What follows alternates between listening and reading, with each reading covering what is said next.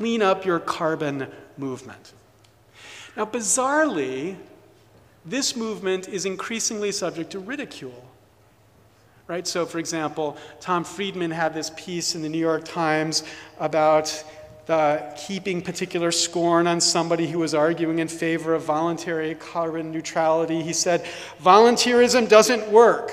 Or there's this fantastically brilliant site on the net, cheatneutral.com. So I'll just let it explain itself for you.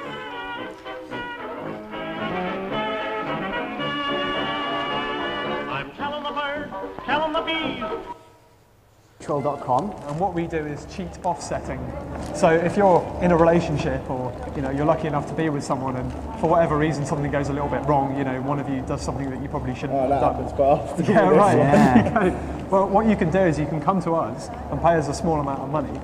And what we do is we take that money and we invest it in couples like yourselves who are faithful to each other, and that way we can neutralise the damage that you've done to your relationship. Do you think that you might want to sign up to our website or ever use our services? Okay, so this is hilarious, no doubt hilarious. Neutralizing cheating by paying some people not to cheat so other people can cheat, but it's ridiculous as a statement of environmental policy. It has no conception of the problem of externality. It doesn't argue about volunteerism because voluntary carbon neutrality is not volunteerism. It's about building norms in our society, norms in you, to support the idea of neutrality and begin to ask others why they are not carbon neutral as well.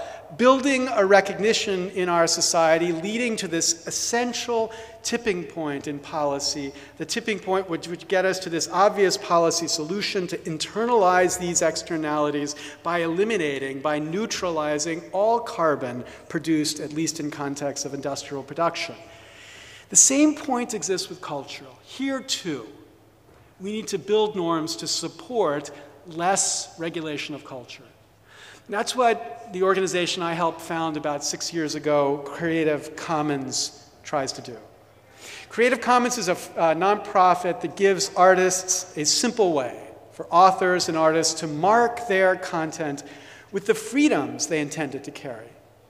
So rather than the default of copyright that says all rights reserved, this is a kind of some rights reserved, but some left free to the public.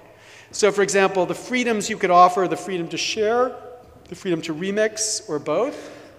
And the conditions you could put on those freedoms would be to say, you can only do it for non-commercial purposes, or you can only do it if you share alike, meaning you release your remix of my work in ways others are free to remix as well, or both. You pick the freedoms and the restrictions, you get a license. The license comes in 3 separate layers. The first is a human-readable commons deed that expresses the freedoms associated with the culture in ways that anybody should be able to understand. Second, and very different, is a lawyer-readable license, a billion-page document we got written by some of the best lawyers we could find to make enforceable the freedoms that associate with that content. And third, a machine-readable expression of the freedom associated with that culture, so search engines can begin to gather content on the basis of the freedoms. So here's an example of how this works. There's this song, My Life, which was written by an extraordinary artist who released it in a guitar track online, Colin Muchler.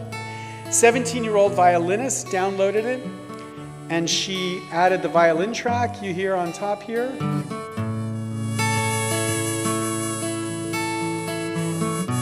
And she renamed the song My Life Changed. And then she released this song back into the free culture space. It's been remixed by a whole bunch of other people as well, some of them fantastic, some a little embarrassing. There's a Japanese remix, My Life Changed Absolutely, which I don't show many people often. But the point is, this act of creative remixing was done respecting the underlying IP, respecting the rights of the creators to engage in this kind of creativity without any lawyer standing in the middle. And that's the objective of the movement. And when we launched this about 6 years ago, within 1 year we had about 1 million objects released under this license. And now that number is in the hundreds of millions, including more than 100 photographs on Flickr that are licensed under Creative Commons licenses. That's the objective of the movement. Thank you.